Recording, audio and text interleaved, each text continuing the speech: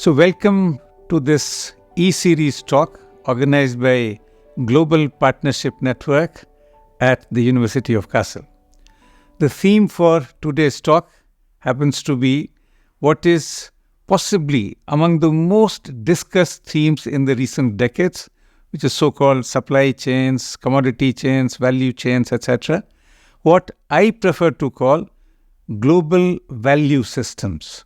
So the title of the talk is Contemporary Global Value Systems, Some Reflections on Agriculture. I am Praveen Jha. I am based at Jawaharlal Nehru University, New Delhi, India. Currently, I am visiting the University of Kassel as part of the Global Partnership Network, and my position here is Wangari Maathai Visiting Professor for the summer term 2022. Now let's move on with our conversation on this theme.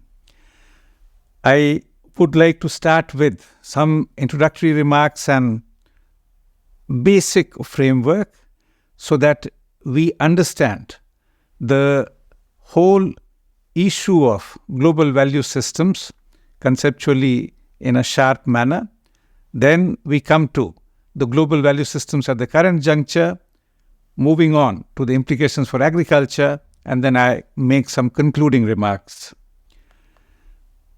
Now, when we are talking about this connectedness, the global connectedness, etc., as I mentioned earlier, the often used buzzwords to describe these processes are chain and network metaphors. So, you have often heard of global value chains, global supply chains, global commodity chains, global production networks, etc. And there is a kind of an implicit suggestion as if these are indeed something new over the past 5 to 7 decades or so. Now, my argument, which I want to stress here, is that, indeed, there has been a restructuring of connectedness, that is, production and distribution processes, in very significant ways during the post-Second World War era. However, connectedness is not new at all. That is a very, very important point to keep in mind. In fact, that should be our starting point. Firstly, that these terms which we're using, supply chains, commodity chains, networks, etc., these are seriously inadequate to understand and explain contemporary structural transformations, and in particular, their implications for labor. Essentially, they miss out on the immanent tendencies and historical trajectories of global capitalism and are largely confined to the most visible relationships in production and appropriation spheres. So in a sense, they are skimming on the surface. They're very, very superficial. We use the term global value systems, and I have written it in several papers with my colleague, Professor Paris Yoras from Brazil, to highlight the core of the global connectedness, which has been the most powerful feature of capitalism since its inception. As I said, the connectedness is as old as capitalism. Nature and dynamics of connectedness at different stages have undergone significant changes, and thus in each phase they have their own specificities. Now, if we interrogate a little more on this chain network centered conceptions, fundamentally they are located in what we have described as a managerial perspective, a management perspective relating to firms, economics, relations of different economic actors with these firms, etc. As I said, it is useful to some extent in explaining some processes of exploitation, but there is very little in such frameworks as regards conceptions of structural change and inner dynamics of capitalism. Also, there is minimal or no analysis whatsoever of value capture or extraction outside the formal lines of production and its embeddedness in multiple relations of production. In general, there is a win-win perspective for all stakeholders underlying chain and network frameworks. The global value systems approach, on the other hand, explores, investigates, tries to understand, goes in depth in a systemic sense to connect the North and South and different actors, visible and invisible, in the entire process. So there may be those who are not part of production at all, but they skim off huge amount of gains from such networks. Finance capital, for instance, and we'll come to some of these issues later.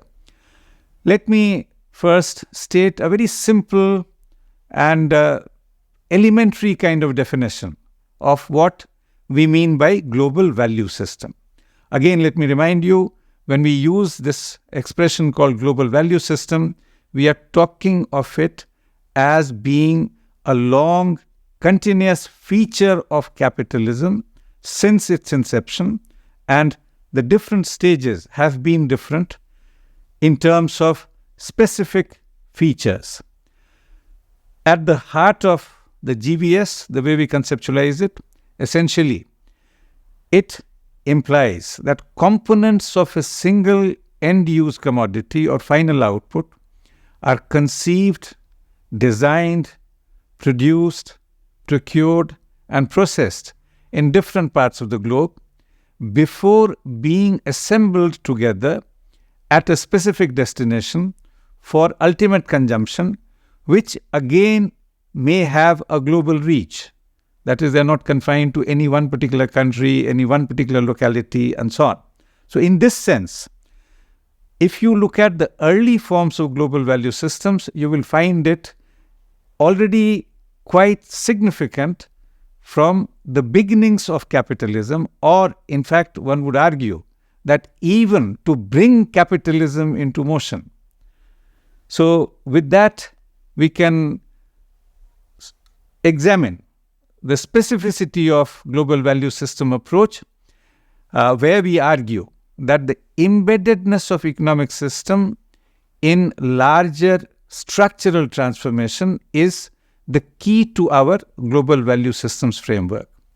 Contemporary global value systems have undergone profound restructuring during the last few decades.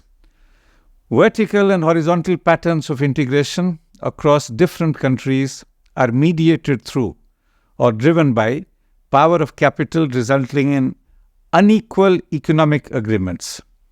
The structural power of different actors within the production and labor processes determines, to a great extent, the processes of value extraction within this value system, or if you want to use a managerial metaphor, supply chains.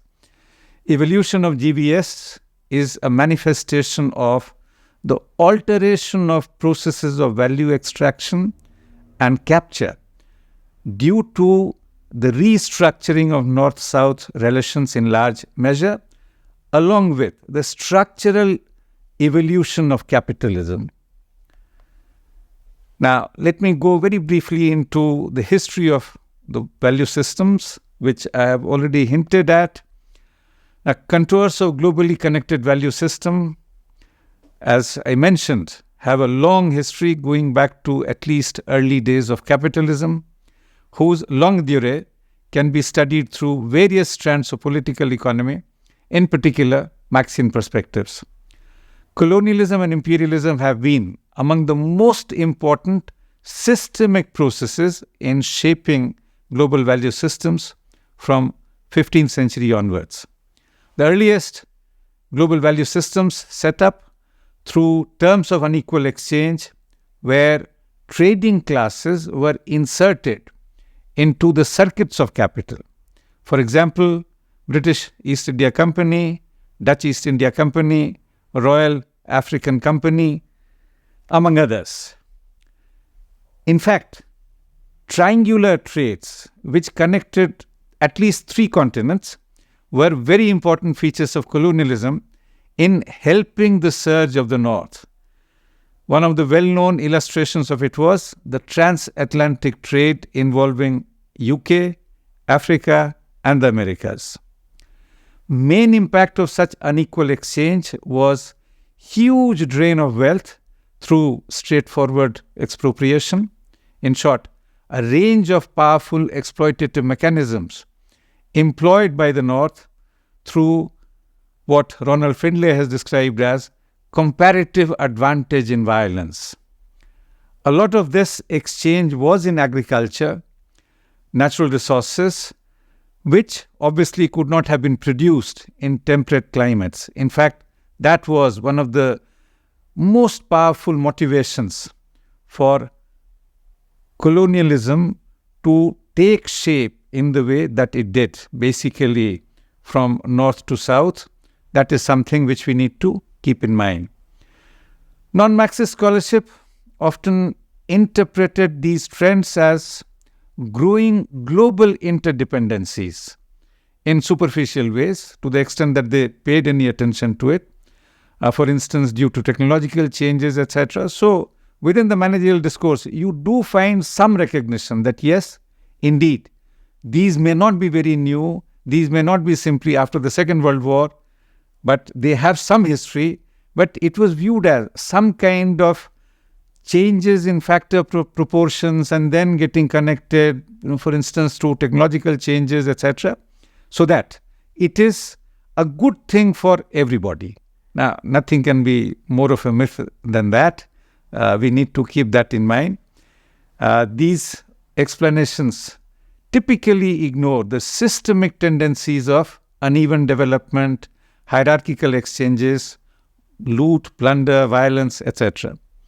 In contrast, scholarship within Marxian political economy traditions attribute development of the transnational corporations that I mentioned earlier to immanent tendencies of capitalism. So first you have all these big trading houses, gunboat diplomacies, all this was mixed in a very, very complex kind of structural and superstructural array of strategies, mechanics, etc. We don't have time to get into these.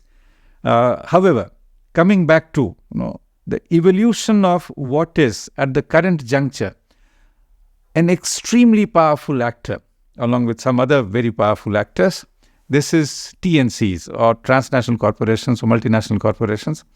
Now, in a systemic sense, linking these to the immanent tendencies of capitalism, the evolution of this particular entity has been analyzed for well over 150 years or so. We can think of the first generation of Marxists coming, let's say, immediately after Marx, Lenin, Bukharin, Paul Baran, Paul Sweezy. Subsequently, you can think of more recent contributions both in the global north and in the global south. So in the global south, you have the likes of Walter Rodney, Amilcar Cabral, Eduardo Galeano, the Patnaiks, Prabhat and Usha Patnaik, Stephen Heimer, who was a major scholar. There are many others. So I just name here a very small number to give you a sense of some of the major voices. So if we are looking at the current juncture and looking at some of the important dimensions of it, we could talk about the power of TNCs and how it has grown with the weakening of, if not demise of, what was the regulated regime after the Second World War. If you look at the long durée of capitalism, so from its early beginnings, 15th century or so, to about middle of 20th century, it was essentially a kind of liberal capitalism, at least in terms of its economics, not politics as much, liberal capitalism which had taken shape.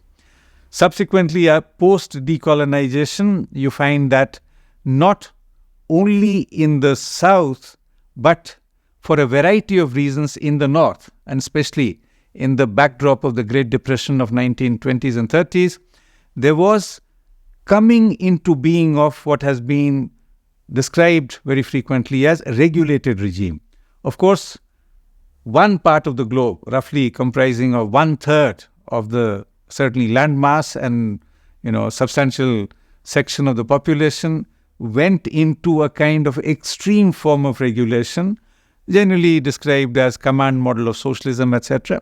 So in general, there was a kind of regulated regime with lots of differences and specificities, starting with the Bolshevik Revolution, which brings USSR into being, and then subsequently, post Second World War, a lot of decolonized countries which get political independence, right? So then for 3 decades or so, you find that regulated regimes are in place, but then gradually after 3 decades, they start sort of making changes.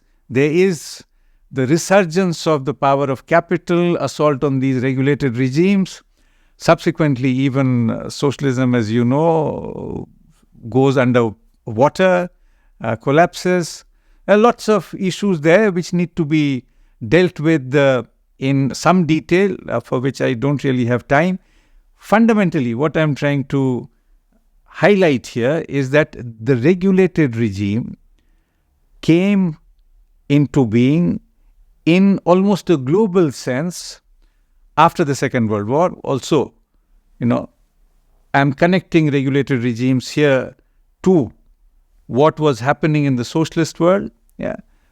The first revolution, of course, was 1917. Subsequently, we find that there have been other changes in the name of socialism and socialist revolutions in different parts of the world. Without getting into these details, in a global sense, we can think of the regulated regime from roughly Second World War to about 1970s. Then they start weakening. And by early 90s, late 80s, early 90s, we can say that in a global sense, there's a transition to neoliberal regime. However, transition to neoliberal regimes starts happening from early 1970s itself. So, for different countries, it happens at different junctures. But so in the longue durée sense, we can say that from the beginnings of capitalism to about early 20th century or so is the overall fruition, evolution, etc., of classical liberal regimes, which basically means laissez-faire, leave it to the market, etc., okay, in an economic sense, right? In a political sense, this was extremely uneven, and the South was dominated by the North through colonialism, etc. So we are not getting into the political dimensions of it while characterizing this longue durée as regards the evolution of economic system. Then we have also decolonization, you have a regulated regime, etc. in a global sense for about 3 decades or so, but in some places it starts earlier, in some places a little later. However, roughly about 3 to 4 decades is, in a global sense, the dominance of the regulated regimes. Okay, and subsequently, from 1970s, it's essentially march of neoliberalism. And by late 1980s, early 1990s, again it becomes a global regime. Right? Now, in the neoliberal era, there has been massive increases in concentration of wealth, power, and capital in transnational corporations, especially through concentration and centralization of capital.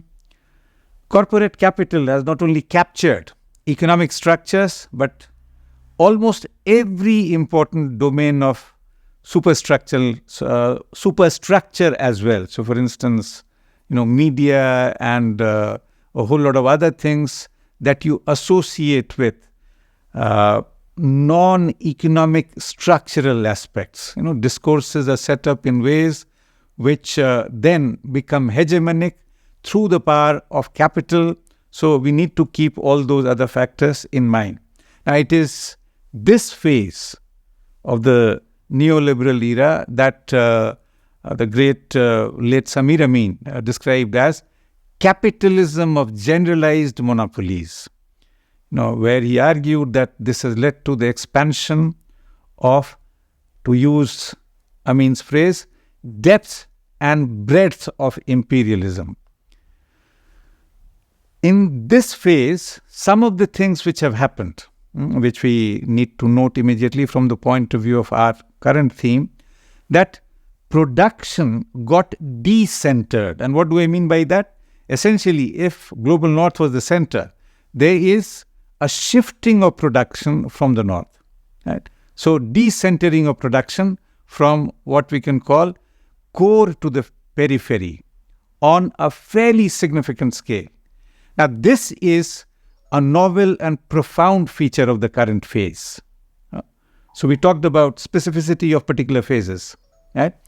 Now, in decentering, this particular phase of decentering that we are talking about, which, please note it very carefully, it is a completely new feature of capitalism. Prior to this phase, in fact, anything which was considered significant in terms of manufacturing, the state-of-the-art production, etc., all that was centered in the North. Right? However, what we find in the last roughly 6, 7, 8 decades or so is that there is a significant decentering. That is, for the first time on a significant scale, capital from North is using the South as a basis of production, even in areas which are frontier areas, which are state-of-the-art areas, right, in terms of manufacturing, etc. So, if you look at the automobile industry, for instance, Detroit, which was considered to be the auto capital of the world, right, till about 1970s. By 1980s, it had more or less become a desert, right? It had become more or less, kind of abandoned place from the point of view of manufacturing, right? And almost everything went to East Asia, but also to other parts and so on and so forth. So, in this process, use of technology and finance in order to facilitate mobility of capital and consequent concentration of wealth. Now, both these have resulted in, that is, use of technology and dominance of finance. And finance, I must tell you, is possibly the single most powerful actor in the global economy if we look at the last roughly 4 to 5 decades or so. And it has become more and more powerful, more and more muscular, and so on. Right? So, this preeminence of capital as finance obviously implies very serious adverse consequences for real economy. Yeah. Now, I talked about this decentering. This decentering is not always accompanied by the mobility of capital. Rather, it could also be an integration of the producers and workers in the global south into the transnational networks through a whole range of activities. And so, for instance, in some sectors, let's say textile, right, there is no new investment from north into the south, destinations in the south, but basically incorporating producers who are already there, firms which are already there, upgrading them, providing incentives to upgrade them so that they can fit into the requirements, the demand patterns, etc. in the north. So, it is through two different mechanisms that this decentering, what we talked about decentering earlier, has happened. One, through FDIs, and second, through incorporation of existing production bases. As I said, that has certainly resulted in some upgrading, etc. But the investments for that basically comes from the local entities, local businesses, and so on. All right. So, that is one aspect of the new phase of connectedness or global value systems. Since 1970s, if we look at the changes in the architecture of global economic arrangements, which have been generally pushed very strongly by the Bretton Woods institutions, for instance, the World Bank and the IMF. Now, these have aggravated the disadvantages for the countries in the global south. On the face of it, it seems as if, all right, a lot of production is happening there, a lot of supplies are coming from the global south, etc. Right? But if you do a very careful analysis, you will realize that this connectedness has actually made things much more uneven. There are a handful of winners, sure enough. We can talk about that later. But let me just give you a number which will portray what I'm trying to say in a very powerful manner. Measured in constant US dollars in terms of the average per capita income, if we take 1960 as the base and use the same base for this comparison. Top 20 countries in 1960 were 32 times richer than those occupying the bottom 20 slots. The comparable figure denoting this gap in 2015 had increased to 123 times. So from 32 times to 123 times. Right? This is at the level of, the top 20 and bottom 20. Likewise, we can do many other ways of this comparison across countries, within countries, what is happening to inequalities, etc. We have heard of 1% versus the 99%. There are all kinds of other issues relating to this kind of inequality and the growing power of transnational corporations, etc. But let me focus right now on the inter-country kind of comparisons, and whichever measure you take, and I'm using all these numbers from the World Bank reports. So, it's coming from the belly of the beast Okay, so please keep that in mind. All right, so moving on to the reconstitution of the class power that I was hinting at in the previous minutes. A whole range of institutional and extra-institutional mechanisms have been forced on the South, resulting in persistent and growing challenges for them. To give you just one example, countries of the North continue to subsidize agriculture at a much higher level than the governments of the South, which have been pressured into cutting back public investments and subsidies through WTO arrangements. Now, growing expropriation of labor and nature through policy concession to TNCs by governments of the South has been a major feature of this new phase of global connectedness. Intensification of primitive accumulation and expansion of what we can call relative surplus population through regulatory changes for attracting investments by TNCs or, supplies to them, etc., have again become commonplace. We need to get into country-by-country analysis, sector-by-sector analysis to get into the details, for which we don't have time here. But if we are looking at the global system as a whole, essentially what has happened is that in this neoliberal phase, availability of cheap raw materials leads to expansion of TNCs in nature-rich and extractive industries. All major data sources corroborate that comparable unit-level costs of labor and other critical resources in the South are barely a fraction, often in single digits in percentage terms, of those in the North. Thus, there is a deepening of exploitative practices, particularly in the global South, strong divergence between vector of labor productivity and vector of wages across the globe.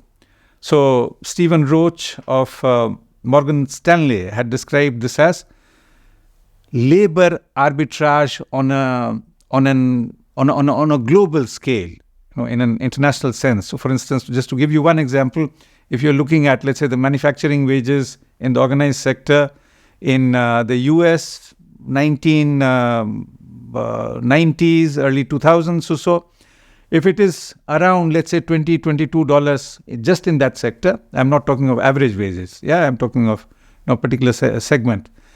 let's say 20 odd USD. In China, the wages were about 64 cents. Now that gives you a very powerful idea of the labor cost differences, right? And why?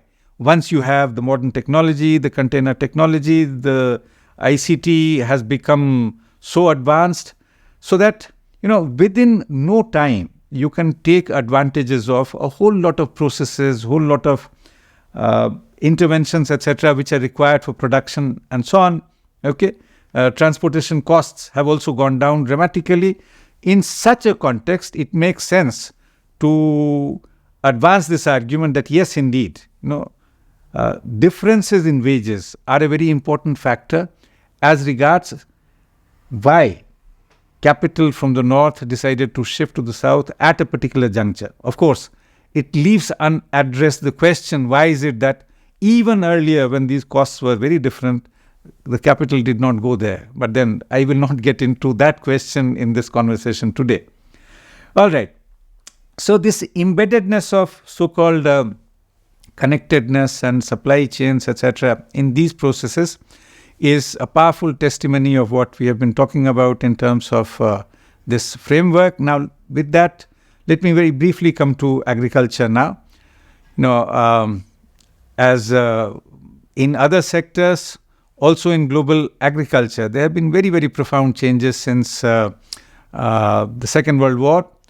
If you look at the current figures from the FAO, from the World Bank, etc., global food production has, as it happens, trebled through Green Revolution technological packages.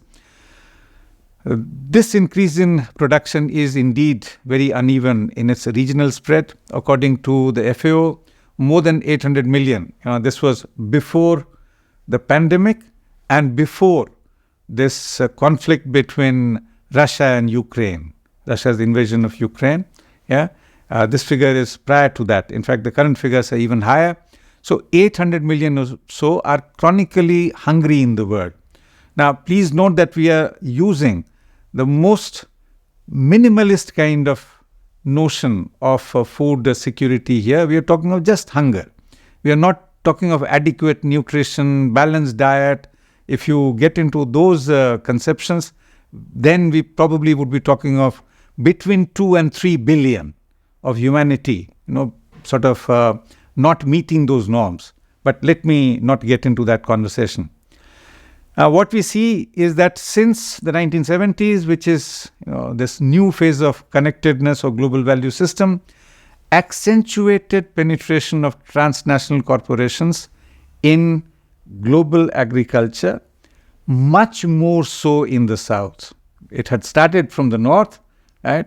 Even in the US and so on, you find that small farmers are indeed at the mercy of these transnational corporations, right?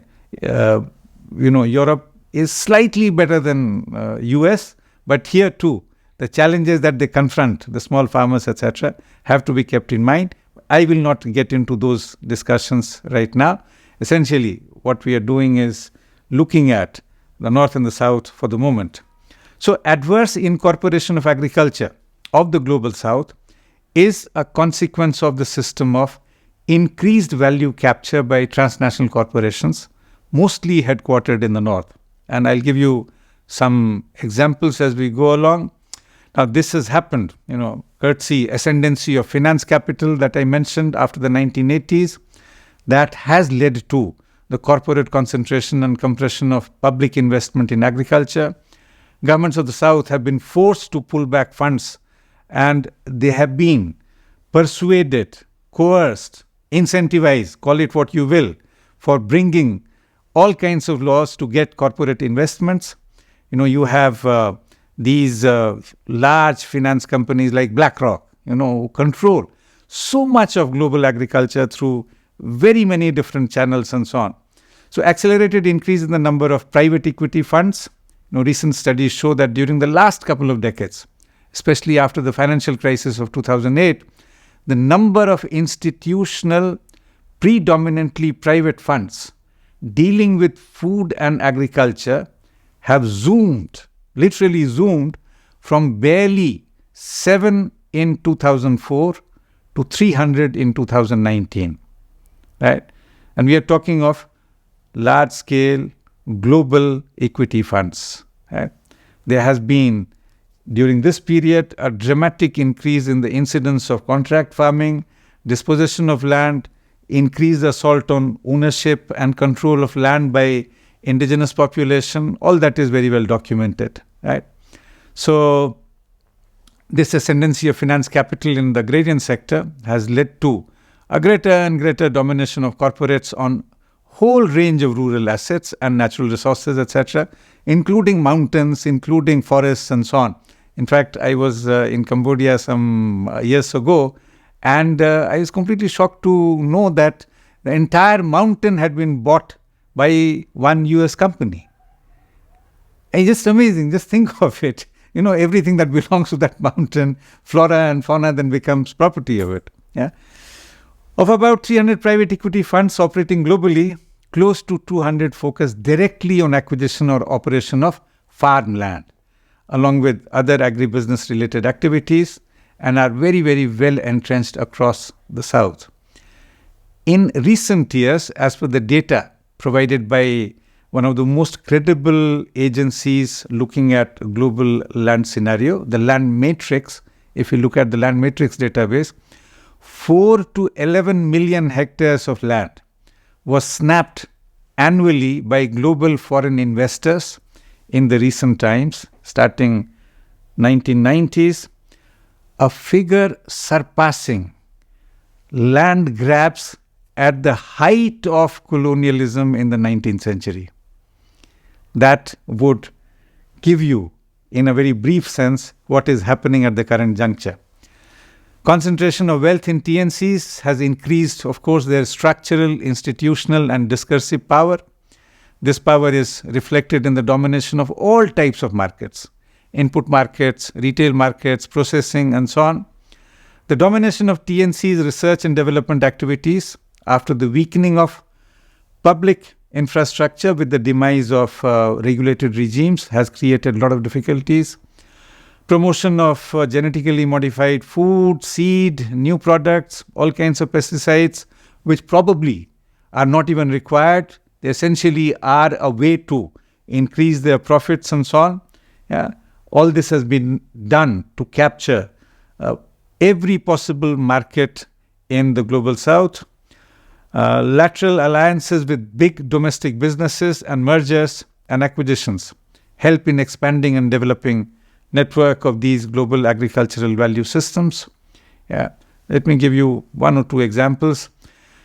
ADM, Bunge, Cargill, and Louis Dreyfus, or the so-called ABCDs, have evolved as grain giants in the global economy, are estimated to dominate, just these four companies, 70% of grain trade, international grain trade, and have made fantastic inroads into the agri-industrial system. And this industrial agriculture that we are seeing today, right, is something which is dominated by these corporates. So I gave you the example of grain trade. Bayer, ChemChina, Syngenta, which came together, and Dow, DuPont, which again came together in the recent times, have combined market share of 70 to 90% internationally. Right? So it's just amazing. I mean, these numbers give you a sense. Handful of corporations are major players in food processing, retailing, and service companies. Nestle, Unilever, Walmart, Tesco, Carrefour, McDonald's, KFC, among others. All these have become household names, right? Gone are the days of small farmers trying to provide, the produce directly through different channels to consumers in the neighborhood or somewhere beyond the neighborhood, etc. So these changes we need to keep in mind as very, very adverse kinds of changes for the small players in general. If you look at global agriculture, close to 70 to 80% of production actually comes from those small players, right? But they're almost completely captured through all these channels that I am talking about by the big players.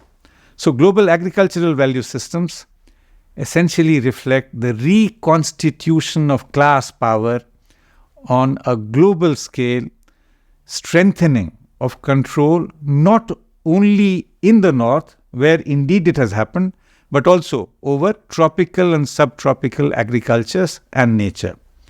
They use complex processes for squeezing producing classes as much as possible while taking maximum advantage of global relative surplus population or surplus labor, which are largely located in the south. Though the north is not immune to unequal exchange, and I have been making that point repeatedly, the level of income squeezes in the south are far higher, as shown for specific commodities in several databases like Viord and Eora. These are very well-known databases. You may want to take a look at these. One is by the ILO. The second is UNCTAD. Yeah. So, you have, for instance, average hourly compensation per worker engaged in agriculture, hunting and forestry and fishing for select countries for the recent years. This is from Viord. And if you look at, let's say, what was the situation in a handful of countries, and most of these are in the global south. Most of these are supposed to be very good performers, in terms of they're known as emerging economies. Some are even described as economies which have emerged and so on. So if you just look at, let's say, countries like Brazil, China, Indonesia, India, Mexico, Turkey, Taiwan, and then we look at 3 countries in the north, right? Now, this is, the hourly compensation per worker engaged in these sectors that I mentioned as a percentage of compensation in the US, right? So that is the comparison, right? So just look at Brazil, China, Indonesia, India. India is so little, 1.2%. In 95. Currently, 2009, a more recent figure that we have. We need to update these figures, but this database needs to be looked at more carefully, and then other databases. Patterns will not change. The trends will not change. There will be some small adjustments here and there. But basically, all these are in single digits as a percentage. Then you have, including Mexico. Then you have some countries, Turkey, Taiwan, which are in double digits. Britain is higher than the US. Canada continues to be on the lower side compared to the US. And Luxembourg is an outlier, which is substantially ahead of the US in percentage compensation terms. Right? If we look at hourly compensation as a percentage of that in the US, in the manufacturing of food, beverages, tobacco products for select global south countries, nowhere it crosses 20% or so. Or the average is below that. For, again, India, it is very much at the bottom. China somewhat higher. And then you have these other countries, Brazil, Indonesia, Mexico, and so on, somewhat higher. But basically in the range of 10 to 15%, 5 to 15% or so, 20%. That's okay. You have, again, comparisons as regards manufacture of food products, agriculture and related activities. Similar story, so let me not get into the details of that. Okay. Essentially, what we get from the data is all these very well-known data sources pertaining to input-output databases and UNCTAD database that I mentioned earlier, that average compensation in the south tends to be much lower. Now, of course, it has nothing to do with the lower average skills of workers. Right? These tasks are such that workers in the south are as skilled as in the north. Right? So what is happening there? And then, you get a clue as regards how this kind of decentering has happened in agriculture. And that is the important point which I wanted to make. However, what is extremely important, and these would be my last couple of remarks, it's extremely important to keep in mind that it is not only differences in wage cost, right? It is a whole range of other factors, in particular, to distinguish our position from, let's say, Stephen Roach, which I mentioned earlier, global labor arbitrage. We call it global labor, nature, and regulation arbitrage. Right? Nature in the South is treated as dirt. Right? Doesn't matter. You may be shocked to know that the chief economist of the World Bank, in a secret document, I would not hesitate to name him, Lawrence Summers, who also happened to be the president of Harvard at some stage, very well-known economist, mainstream neoclassical economist.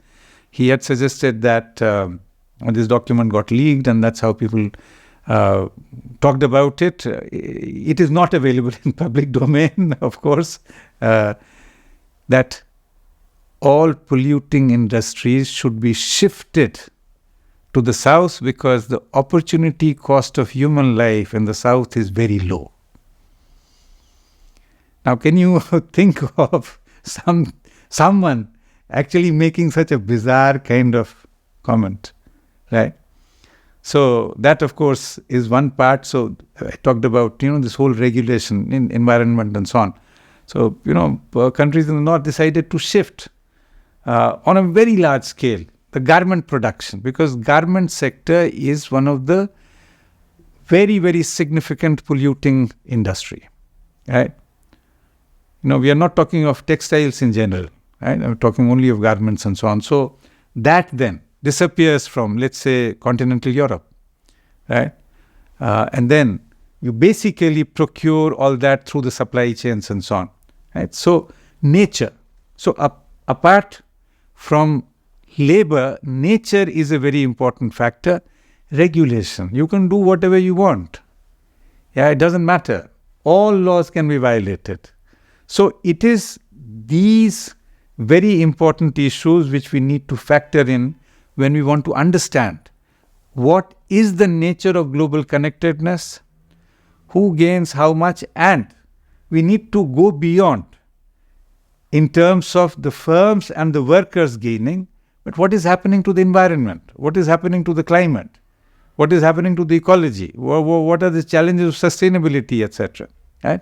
And all this has been structured by these particular shifts in the global economic system that we talked about, shift to neoliberalism, rise of finance capital, finance capital behaving as the leader of the hunting pack, so to say, right? Transnational corporations in close cahoots with them. All this has tended to aggravate the asymmetries in economic power between North and South, which have been backed by the current rules of the game, through Bretton Woods institutions, through WTO, etc. Now, these are taking a very heavy toll on peasants and agricultural workers in the South in relatively unfashionable strands of literature that we subscribe to. It is still known as imperialism or neocolonialism. As it happens, you have a particular talk in this series from colleagues within the GPN, and it would be very instructive for you to go through one of these talks, which are focused on issues pertaining to neocolonialism. Right, so squeezes on the shares of incomes in food supply chains for agriculture and the dismal levels and growth of labor compensation in the South reflect super exploitation in global agricultural value systems. I know that I'm ending on a very depressing note, but I hope this inspires you to get into in a deeper fashion as regards many more specificities, country-specific challenges, location-specific challenges, and very last remark, in fact, the workers and producers, the actual producers in the South, small producers in the South, are of course hit much harder, but those in the North, although the numbers are very small, are also not spared. We need to keep that in mind. Thank you.